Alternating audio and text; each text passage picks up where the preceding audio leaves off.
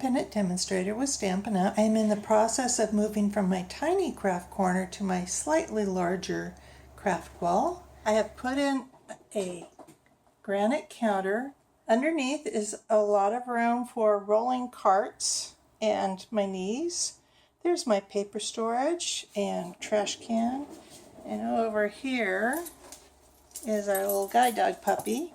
He's 8 weeks old and sitting already for a while. I bought a media cabinet.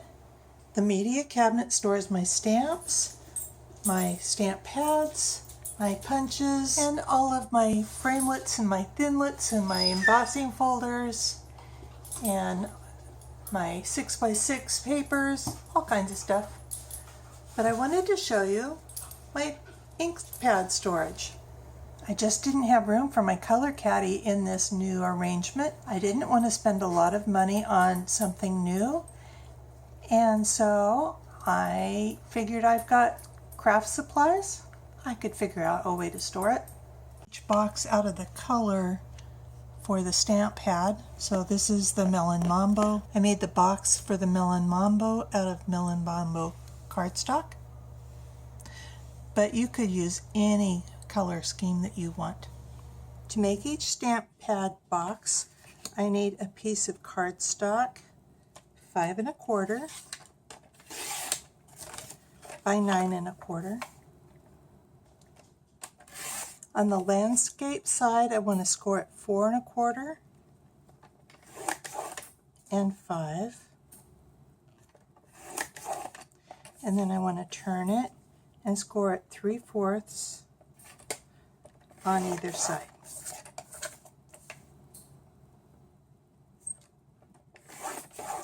Use a bone folder to crease all of those score lines.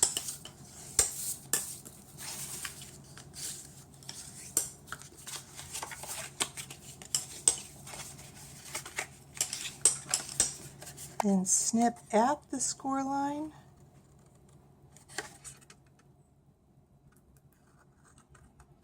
And then a very thin wedge for the tab on both sides.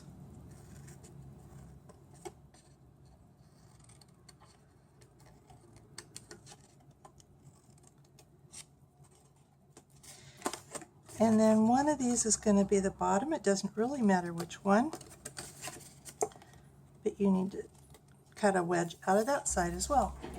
Pulling in my silicone mat and a strong adhesive. I'm using Fast Fuse. Adhere the tabs and the flaps on the side where you cut the wedge. This is going to be the bottom.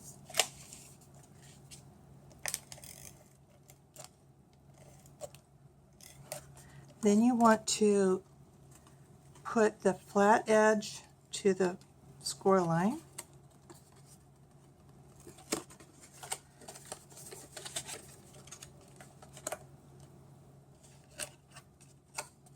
And then fold this flap down. And so the top will look nice and neat and tidy. And then that fits a stamp pad with a little bit of overhang so you can get your fingers in there. Then I've got a piece of 19 by 4 inch foam core board. This is going to both lift it up a bit so I can get my fingers under the lip and also give stability for my stamp pads. And I am using glue dots to attach it. I'm not sure about the arrangement, and so I want to have it a little bit temporary. So I just have 4 glue dots, and then I want it all the way to the back of the foam core and to the side, and just set it in. And I'll repeat that with 5 stamp pads. That gives me room for 5 stamp pads on a fairly sturdy, movable platform that I can get my fingers under and pull out the stamp pads. I chose 5 because I can use 2 rows for each family group. Except the neutrals, I do have the craft white, and I put just kind of a blank box in here I could have put some sort of storage in there. And then on the bottom, I put those special sizes. They are a little bit different size box, and I'll have the directions on there.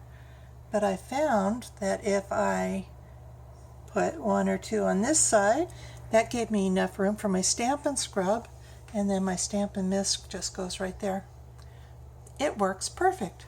Like the directions for this stamp pad storage, come on over to bevadams.com. I'll have all the directions for both size boxes. Talk to you soon. Bye.